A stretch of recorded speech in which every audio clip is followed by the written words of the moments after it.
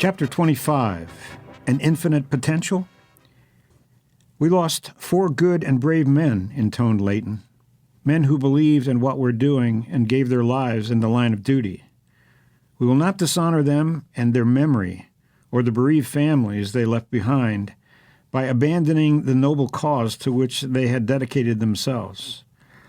Let this be a time of solemn rededication to the high-minded ideals of international goodwill among all peoples and nations. The occasion was a memorial service held in the large theater in the center of the main building the day after the slain guards had been interred. It was now 4 days after the Russian attack. Carla was surprised at the large number of personnel involved at the secret complex. There were about 50 employees present, from scientists, lab assistants, and secretaries, to cooks, janitors, and of course the internal security force, which had now been increased by 8 men in addition to replacing the 4 who had been killed.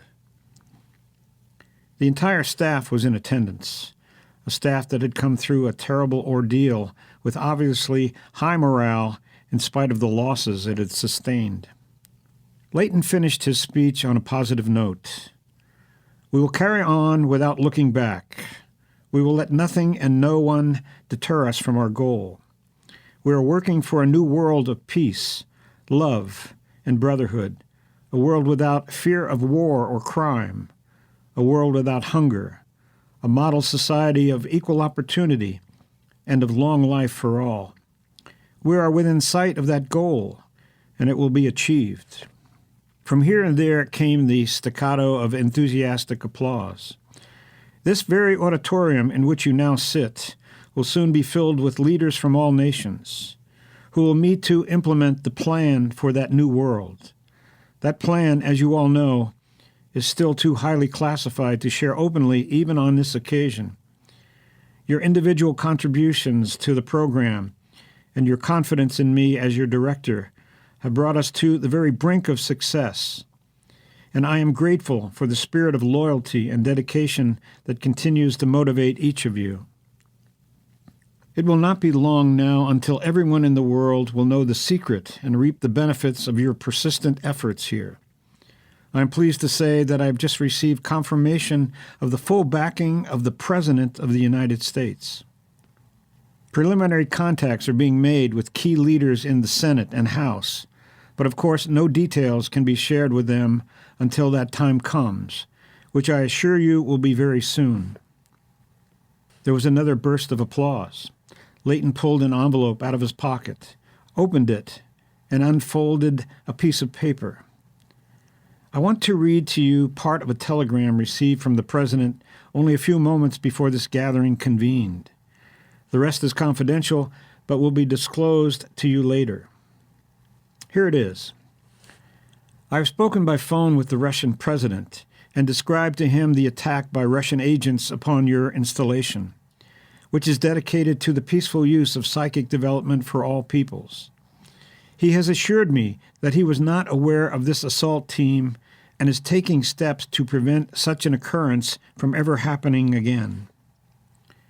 He has given me his personal word that peace is his top priority, and that his country will participate in the forthcoming Congress for which you are now preparing. I congratulate you and your colleagues for the part you have played and will continue to play in the establishment of a peaceful and prosperous world for all mankind. Leighton paused dramatically, and again there was an enthusiastic response from his listeners. You can see that our president backs our mission 100%. You also know that, while not doubting the sincerity of the Russian president and being thankful for his promise of peace, we shall not relax our vigilance until our goal has been reached. I am determined in my own heart, and I call upon you as well to join with me in a pledge to our higher selves that those whose memory we honor today will not have died in vain. There was a thunderous applause, and the audience stood to its feet. Leighton acknowledged their endorsement of his leadership graciously for a few moments before stepping down from the podium to mark the end of the meeting. There was a brief babble of voices as staff members came up to shake his hand and express their support once more, before returning to interrupted tasks in labs and offices. Back in his office at last, Leighton held a council with his inner circle. Present were Morris, Del Sazzo, Koryev, Bertelli, and Mike Bradford, head of security. It was a solemn gathering. "I think you all know Mike," began Leighton. "I've asked him to meet with us to discuss the most troubling aspect of the recent attack. Mike was a veteran of CIA covert operations from Cuba to Vietnam and Angola, and most places in between. He was as tough and smart as they came, and he was clearly very disturbed. He scanned the faces of those present carefully, then cleared his throat and began. We were hit bad the other night. I still don't believe it. I've been puzzling over this thing ever since. What happened was impossible. The Russian assault team entered our complex without triggering any electronic alarms. That is possible only if they entered at one particular place, which leaves only one explanation, and it isn't a pleasant one. Someone from the inside let them in. The stunned silence spoke louder than words. Mike folded his arms and watched the reactions. Are you certain? Asked Victor at last, obviously badly shaken. Nothing is 100% certain, admitted Mike. They might have tricked our men somehow, but that's so unlikely it can be categorically ruled out. But it is a possibility, interjected Kay Morris. Very unlikely. Can you imagine how our men could have been induced to open the door to their fortified station and let someone in? And we were on alert. Hypnotic control, perhaps, mused Victor. I can tell you that Chernoff had incredible psychic powers. Let's get the picture, said Frank. The gate was closed, but both doors to the guard station were wide open. That is the only possible entrance route, and apparently an exit as well, for at least one Russian. In response to the questioning looks, Mike explained, one of the flak jackets is missing and was probably being worn by someone who left in a hurry. How many others there were, we don't know. This really bothers me, said Kay. I don't think we should even suggest it was an inside job until we're absolutely certain. The thought of a traitor within our own ranks is not only repugnant, it breeds an atmosphere of suspicion that I, for one, would find impossible to work in. If that assault team has been able to leave us with a suspicion that will eat at us, then in a sense they've won after all, and I don't want to concede that. Leighton was taken by the thought and nodded in agreement. I agree with Kay. You all realize that an atmosphere of mistrust could literally shut us down. It would be a psychic victory for the Russians. It takes faith not only in the archons, but in ourselves and in one another for the plan to succeed. That's what concerns me, continued Kay. I can't imagine how they got in. But suppose the Russians were able to cover all trace of their entry. That would accomplish two things. It would leave that method secret for a future team to use, and it would allow them to leave evidence that they got in by way of the guard station, which would seem to point to an inside job and breed suspicion among us all. There was a long, uncomfortable silence. What about this possibility? Suggested Carla at last. The Russians got inside. We don't know how, and the two guards at the gate were the first to discover them. They came out of their station and were killed, dragged back in there, out of sight. They were shot inside the station, interrupted Mike, who had been listening quietly while shaking his head with evident displeasure. So they were captured and then taken into the station and executed to further the inside job theory, said Morris quickly. Leighton turned to Del Sazzo. You've been awfully quiet, Antonio. Have the archons given you the answer? They don't tell us everything for reasons that I don't entirely understand, something to do with responsibility and personal growth. I thought the FBI was investigating, so I'd like to know what they think. Frank gestured toward Mike. Well? Mike looked embarrassed. Actually, they have pretty much thrown out the inside job theory. They seem to favor something more like what Dr. Morris is suggesting. Leighton looked pleased. His protege had proven her analytical capabilities once again, and the dread pall of suspicion had been lifted. "I'll buy that," he declared emphatically. Noticing Mike's disappointment, Frank patted him on the shoulder. "Of course, if Mike comes up with substantial evidence, that's another matter.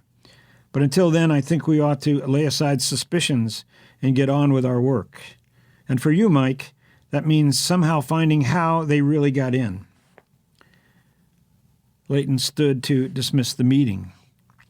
"I needn't remind you that what we have discussed here must be held in strictest confidence. For the sake of morale, we can't allow even the slightest suggestion to leak out that it might have been an inside job. It would poison the atmosphere among the entire staff." Carla dialed a familiar number and leaned back comfortably at her desk. She had finally moved into her own office just down the hall from Leighton's and was enjoying the privacy.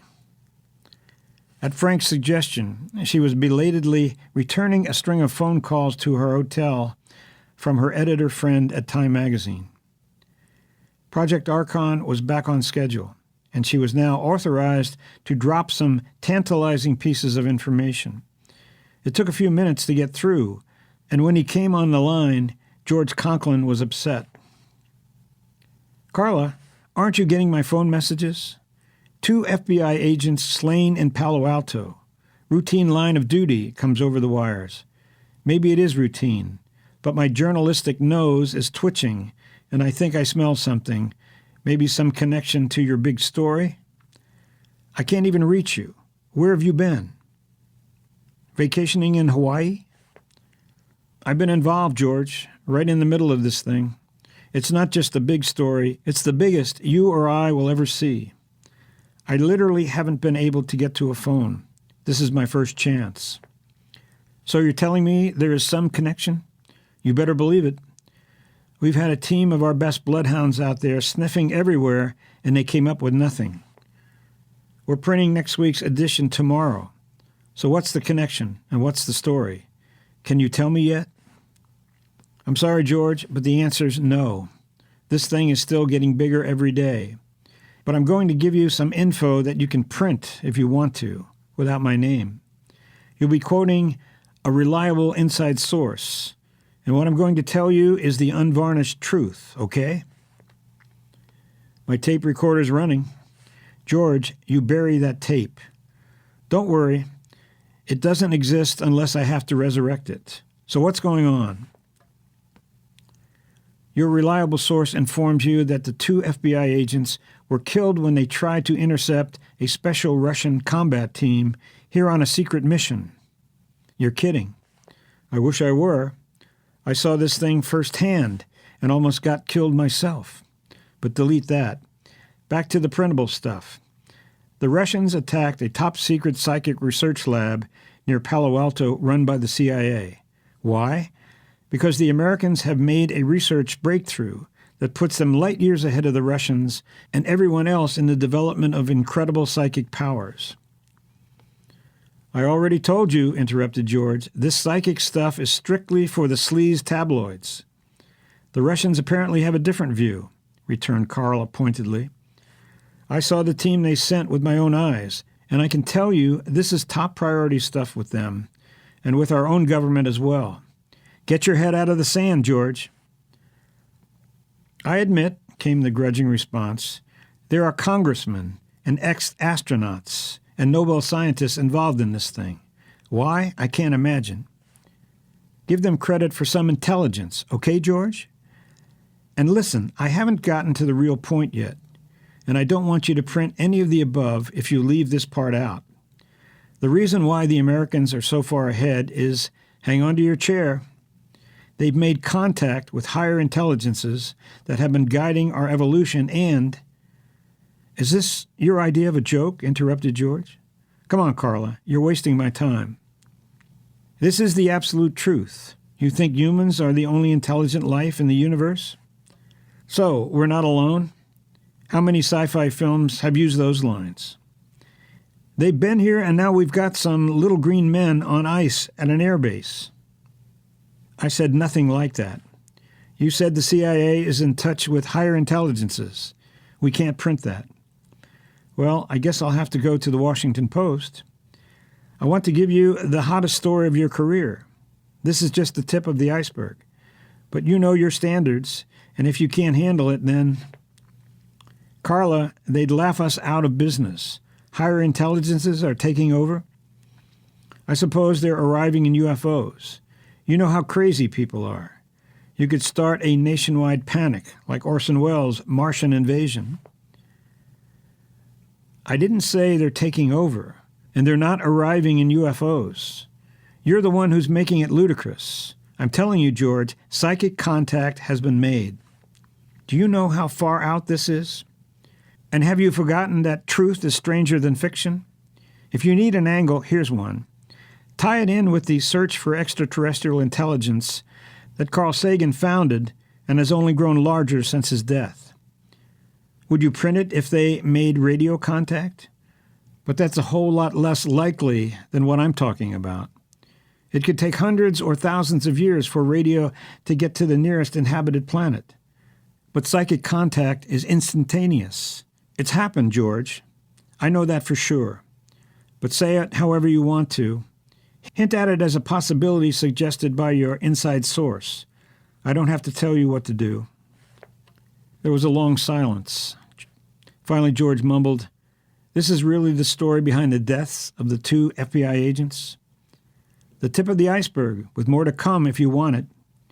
It's the story of the century, if it's true." If it's true? Now you're insulting me. Look, George, you've known me for how long? 6 years? Did I ever exaggerate or give you any information that wasn't solid gold? I'm telling you that something bigger than you or I have ever imagined is going to break soon. And don't try to verify this. You'll only get denials from the White House on down. Carla, you know I've got to have confirmation from someone. Not on this story, you don't, George. This is from a reliable inside source. There's no way you can get verification. You either print it that way or you've got nothing. You give me fits, Carla. I've got to be crazy to print this. Listen, do a better job of keeping in touch, will you? I'll do my best. Take care. As soon as she put the phone down, she dialed Leighton on the intercom. I just finished talking to George. He's going to print it, but you were sure right about resistance. He climbed the wall when I mentioned higher intelligences. Even suggested that such a report, if people believed it, could cause worldwide panic. That's a major problem. Scornful denial or panic. Those are the 2 reactions that could kill us. The archons have to be introduced to the world in a way that generates acceptance of them and their mission, and faith in their abilities and good intentions. That's why you have such a crucial role to play. Well, I can see it isn't going to be easy. I'm working on my first article. I'll have it to the point where you can go over it by tomorrow or the next day. Great. Don't forget, we're meeting in my office again right after dinner. Kay Morris excused herself from the planning meeting in Leighton's office that evening. There were 3 labs to prepare for the next day's experiments. All the others were present: Victor, Antonio, Carla, and, of course, Frank himself. Frank had noticed that Victor had seemed withdrawn the last few days and finally decided to find out what was wrong. "Something's bothering you, Victor. We're in this together, and one of the rules is that we don't keep any secrets from each other. What's the problem?" "It's something I have to work out in my own mind." "Well, come out with it. We'd all like to help." Hesitantly, Victor began, "You have to understand my background of a lifetime under oppressive totalitarianism. Yes, the Iron Curtain came down, and we supposedly have new freedoms, and there's plenty of talk about democracy. But in actual fact, an elite inner circle runs the country, and no one else can do anything about it." "But you've left that behind," said Leighton, trying to be encouraging. "And you won't be cooped up behind these walls for too much longer. I've got no complaints, Frank. I'm very grateful for all of that. What troubles me, well, it's like we've sold our souls to the archons. Whatever they say goes, period. We're told that the plan will be implemented soon. A council of superior beings who've been watching over our evolution are about to intervene to keep us from destroying ourselves. Why not just admit that they're going to take over the world? That's what it amounts to. Don't you see why it looks to me like we're helping to put the whole world in the grip of a new totalitarianism that could be even worse than the one I escaped? Frank smiled benignly. There are some huge differences, Victor, between the old Soviet and now the new Russian system and the new age the archons will bring to Earth. For one thing, the archons have no selfish interests. They get nothing out of this, no money, power, property. They're benefiting us, not taking anything from us. They're so far beyond our evolutionary stage of development that they don't want anything from us. That's true, conceded Victor, but something still troubles me about the whole thing. It's not that I want to back out. Please don't think that at all. I believe in what we're doing, but I'm just trying to understand some aspects. Del Sazzo, who had been listening quietly, now stood to his feet and walked over to sit on one end of Leighton's huge desk where he could command a view of everyone's face. There's something much deeper that you're missing, he began confidentially, and this is probably as good a time as any to explain it. Carla noticed gladly that this was not the Del Sazzo of a few nights ago, the psychic warrior who had exuded such a palpable evil and who had committed such an atrocity against Chernov. Now he emanated an equally superhuman love and compassion that was no less tangible. I've been in communication with the archons for about 2 years, Antonio continued, and know them better than anyone. He turned to Victor and Carla. You've read or listened to only a fraction of the transmissions from them so far. Let me explain that the plan involves a whole lot more than psychic power and peace and prosperity. The Archon's ultimate goal is to bring out the best in mankind, the true inner goodness that has been put down by thousands of years of negative religions exalting false and oppressive deities. They want us to realize that we are goodness personified and really gods ourselves. Now that's something I can really get excited about, exclaimed Carla. It resonates so truly with my own experience. You can't imagine the put-downs I suffered growing up with a father who pastored a fundamentalist church. His one mission in life seemed to be to drive into the congregation, and especially into me, his only child, what worthless wretches we all were, and that we were under condemnation by a God who would send us all to hell to burn forever if we didn't knuckle down and live the straight-laced, sober and sad, self-denying, miserable life that was required of all Christians. It almost destroyed me, especially when I found out that my father didn't live the kind of life he forced on others. She turned to Victor. Talk about totalitarianism and oppressive systems. You can't imagine the liberating sense of freedom when I realized that I didn't have to believe in any God but myself. Del Sazzo had been nodding with approval. You know I'm a Jesuit priest, but what Carla has just said is exactly what I believe. I'm ashamed that my own church has been a major force in oppressing mankind, especially women, in just the way Carla experienced.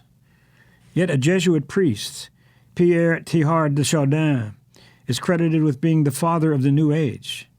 And by the way, Teilhard wrote of the very omega point at which psychic contact is first made with the archons, the point at which he said mankind would merge into godhood. Those ideas are quite a departure from what both Catholics and Protestants have always taught, remarked Leighton. It takes a great deal of courage to break with so many centuries of tradition. It has to be done, affirmed Del Sazzo. The Bible is an unfortunate perversion of the ancient nature myths held in common by all peoples. As one very popular Catholic priest has pointed out, so-called original sin was really the original blessing. The serpent is not the enemy of mankind, but its savior and truest friend. There's much wisdom hidden in the myth of the Garden of Eden. The serpent's offer of godhood was not a lie, but the liberating truth that delivers us from the oppressive belief in a jealous God who sets himself up as superior to all others. That's an insult to the integrity of any human being. In fact, we're all equal because the force latent in the universe is available to all. You don't know how good that makes me feel, declared Carla with conviction. It's so great to hear a man of the cloth speak out like this and vindicate ideals I've tried to promote for years. It's like a breath of fresh air. I only wish my mother could have heard this before she died. Del Sasso walked over and sat down beside Victor. He put his hand on Victor's shoulder and looked at him compassionately. So you see, Victor, the new world we are working for is not at all like the oppressive system of a Stalin or Khrushchev, or the unjust superstructures of capitalism. The very reason why you reject those systems is that you're a God who must be free. You can't be ruled by anyone. We are a race of gods who have lost our way, forgotten our true identity, and need to remember who we really are. The Archons don't want to take over. They want to set us free to experience our own infinite potential. Their ultimate purpose is to restore a positive self-image, a glorious sense of self-esteem to a world of beings broken under a load of negativism that has stifled their full development as creatures of the cosmos. Carla's eyes were sparkling. She leaned over and gave Victor a hug. "Can't you see the truth in what he's saying?" she asked. "I think so," said Victor. "I think so." He was smiling as he had not smiled since facing Chernoff, an apparent death 4 nights earlier. And the man who had saved him then was now pointing the way to a brighter future than he had ever imagined possible. "I think I understand something a little better now," mused Carla. "You mean about the way I acted the first time we met?" said Antonio, as though he were reading her mind. "Exactly. I can see why my ex-fiancé's presence enraged you. He's a narrow-minded Christian fundamentalist who represents the very antithesis of the liberating truth you've just explained so beautifully. That's why the Archons identified him as the enemy." "You do understand," said Del Sasso warmly. There was something infinitely gentle and comforting in his voice. Lying in bed at her hotel that night, Carla found sleep eluding her once again. For all of her enthusiasm earlier that evening, when Del Sasso had explained things so well, here she was, plagued by some of the same old doubts. How can I be so sure one moment that the Archons and Del Sasso are goodness personified? After all, he's their only representative, and the next moment be troubled by basic concerns. And why don't I ever think of the right questions to ask when I'm with Del Sasso? I'm so overwhelmed by his charisma that I lose the ability to think for myself. Del Sasso's persuasive pronouncements about infinite human potential and the innate goodness and power in everyone had been very appealing. Yet now she remembered distinctly that he had said just as clearly when they had first met that such a belief was a delusion. After all, the recognition that humans didn't have psychic powers within themselves, but that they came from these higher beings, had been the whole basis for the great breakthrough that had come in psychic research. Their willingness to honor the Archons as the source of psychic power was why the Americans had leaped ahead of the Russians. What was the truth, and why did Del Sasso contradict himself? Were there 2 truths, one to be told to the world at large, and the other to be known only by the inner circle? Why had Del Sasso been presenting as truth that evening what he had formerly identified as a lie? Of course, she no longer believed it, but it did trouble her to remember that the Bible definitely identified the idea that man is a god with infinite potential as the great lie of Satan. She remembered, too, as a girl, hearing revival preachers warn of a man who would speak great lies and deceive the whole world. It would be paranoid to connect that biblical myth with Belshazzar, the archons, and the plan, but there was a troubling similarity that she found difficult to dismiss.